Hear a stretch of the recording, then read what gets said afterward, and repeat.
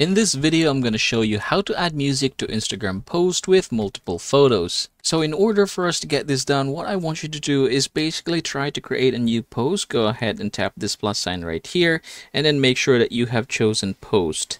Now here in the post, what we are going to do is basically select multiple photos. Now to do that, there are two ways. You can go ahead and tap this one right here in order to make your life easier, and then go ahead and choose which one you'd like to upload.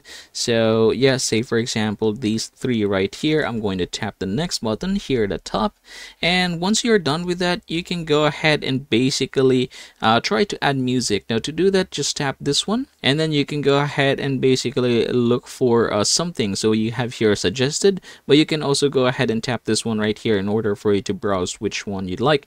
You also have the search bar here at the top in order to look for the music that you have in your mind. So yeah, I'm just gonna go ahead and try to use this one right here. I'm going to tap it, and then as you can see, we have it down below. You have the option to change it. You can just go ahead and click this one, but if you're satisfied, just go ahead and tap this one and then click next, and then we're just going to go ahead and share it. But basically you can go ahead and try to make some adjustments here or additions if necessary.